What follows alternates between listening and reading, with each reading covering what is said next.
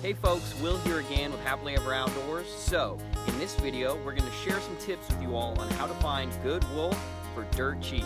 So keep watching.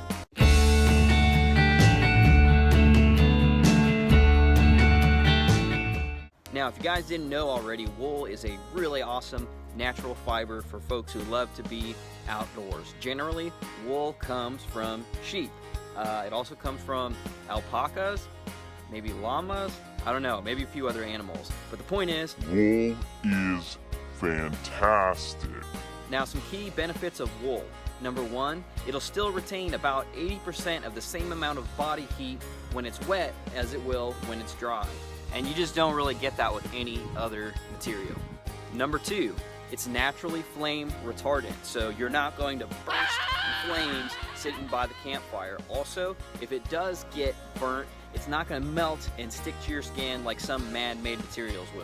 Third, it does a great job of fighting off bacteria and fungus and all kinds of nasty stuff that try to build up in your clothes. That's why it's especially popular with hikers and backpackers who might be out in the field for a long time, getting sweaty and getting gross, and you don't have a bunch of changes of clothes. Now, wool is a material that's been around for a very, very long time because folks have recognized all of the key benefits. And you're starting to see a lot of new high-performance wool products coming out, which is absolutely great.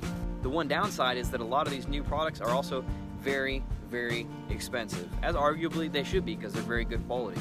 But when you're talking about 100% merino wool, not everybody can afford it, and not everybody can afford to go out and buy a bunch of new wool clothes, especially when even a good base layer can cost you $50 or $60 per piece for the top and the bottom, not to mention heavy wool shirts that can be $100 or more each.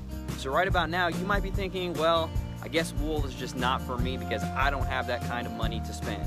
Well, you're wrong. I'm about to share some tips with you guys on how you can get good wool like this for super, super cheap. But first, we're gonna play a little game. All right, folks, thanks for tuning in. I'm Will Baker, your host, and this is Name That Price. The rules are very simple. I'm gonna show you a piece of wool gear. I'm gonna talk about the wool percentage content, and you are gonna guess how much I paid for it. All right, first up, we have this very stylish 70% wool lined jacket. This comes from Abercrombie & Fitch of Italy.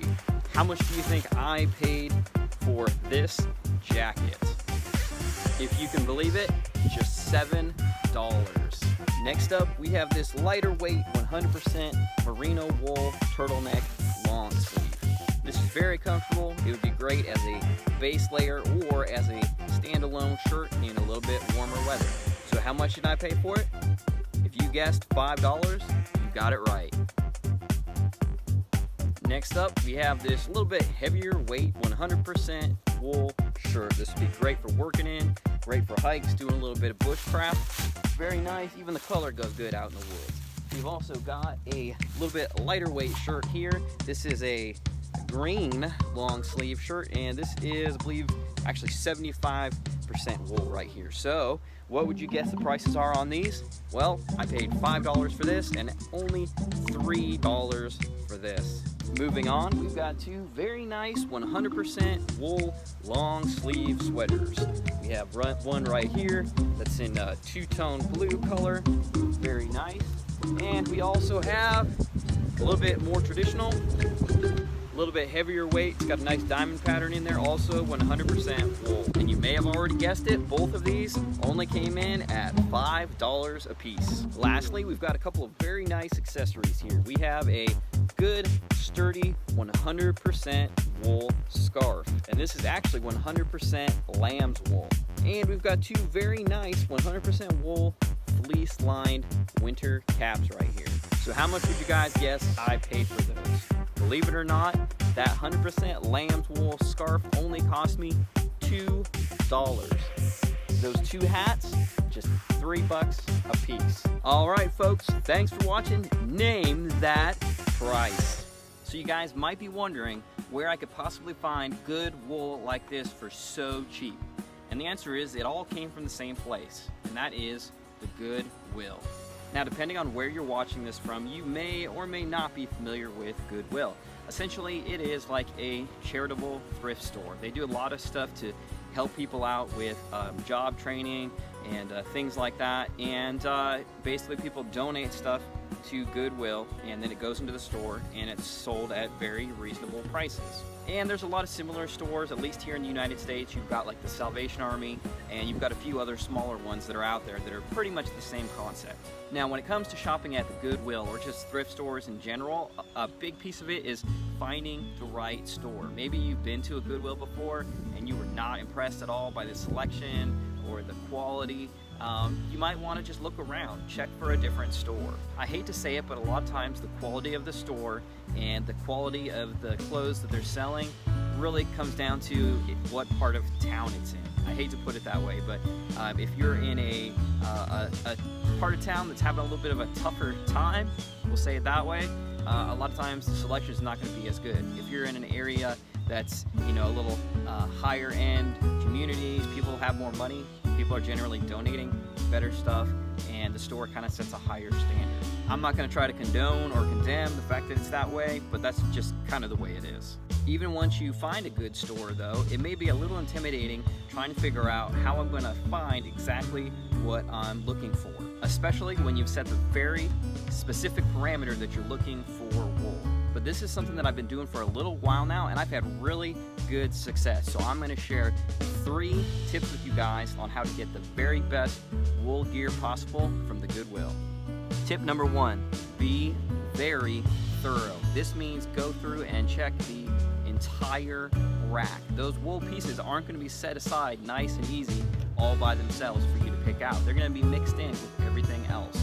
Also, when you go into a Goodwill thrift store, they're not always going to be perfectly sorted by size, regardless of what the rack says. So take your time, go through and check it all, and you might find that perfect piece of clothing. Now, one thing that's helped me with that, as far as time is concerned, is that I've gotten pretty sensitive to the way wool feels. So a lot of times I can kind of go through the rack by feel, and I can kind of check, and the ones that stand out to me, I'll check them real quick and see if they're actually wool. So once you kind of learn what that feel is, it doesn't take as long as you think to go through an entire rack. Also, it's a good idea to check other areas, even if there's a specific thing you're looking for, like a wool shirt or a wool jacket, because by checking all the areas of the store, you might find something like those hats and that scarf that I wasn't even shopping for, because I saw a big bin full of scarves. I took the time and dug through there. I was able to pick out those and a couple other really great wool items. So now that we've finished step 1, we've been very thorough. Step number 2 is to be picky, but not too picky. You see, when it comes to wool, the higher the percentage, the better, or the higher level of benefits. So 100% wool is absolutely awesome. That's not always what you're going to find. You might find 80% wool or 70%, and all the way down to like 10 or 20 or 15%, which isn't going to give you really that much of a benefit. But the point is to decide for yourself what's the minimum wool content you're looking for. If that's 80%, you want all your wool shirts that you own to be a minimum of 80%, then don't buy the stuff at 70%. Go ahead and leave it for somebody else. So always make sure you check the tags before you buy. And unless you're somebody who's just got that super ninja touch where you can tell exactly what percentage wool it is just by feeling it, don't get it if it doesn't have a tag that clearly tells you how much wool is in it. At the same time though, be a little bit flexible. This jacket is a great example. Although it's only 70% wool, it does have like a cotton lining in it, and it's just really comfortable kind of for everyday use. So this wouldn't be like my survival jacket, maybe not my jacket if I'm going bushcrafting for a week out in the woods with no other jacket. This wouldn't be the one I brought, but for everyday wear and general use, doing outdoor stuff, camping, it's absolutely great. So don't be too picky. Also, remember, we're not going in here trying to make a fashion statement. So don't worry about if it's an ugly sweater. If you're getting it for camping, hiking trips, bushcrafting, all that stuff, you don't need to look pretty. You also might find a really great shirt that's maybe got 1 or 2 holes in it, but it's 100% wool, so it's probably worth the time to do a quick little repair job on that, and it'll be perfectly functional. So again, be picky, but not too picky. Which leads me to my last point, which is to be flexible on sizing. When you're looking for something really particular, like a 100% wool sweater in a thrift shop, you can't necessarily always find it in exactly your size. Another thing we always need to be aware of with wool is that it can stretch or shrink significantly depending on how it was cared for. So the size on the tag might not be anywhere near the size it actually is. So always keep that in mind so that you don't accidentally buy something that's going to be way too small for you. But if you're somebody like me who normally wears a medium shirt, you're probably going to have the opposite problem where everything is usually too big. Again, as I mentioned in step number 2, we're not trying to put on a fashion show, so don't worry if it's a little bit baggy. And being a little bit bigger can actually be better for insulation purposes because it leaves a little bit more airspace underneath your shirt, so it's going to keep you warmer. Bonus tip.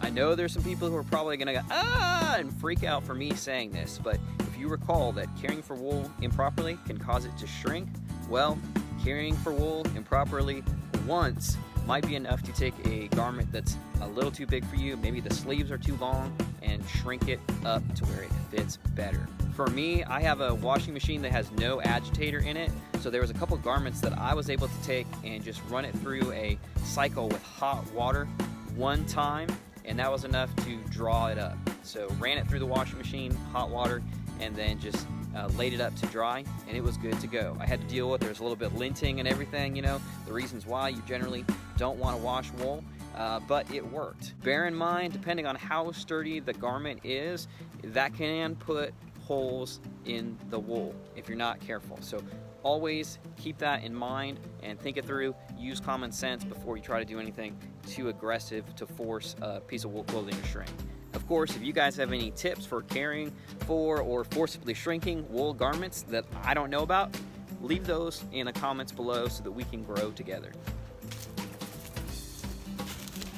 Lastly, there's one other thing that I forgot to mention. So I guess it should actually been 4 tips, but we'll just go ahead and call this another bonus tip.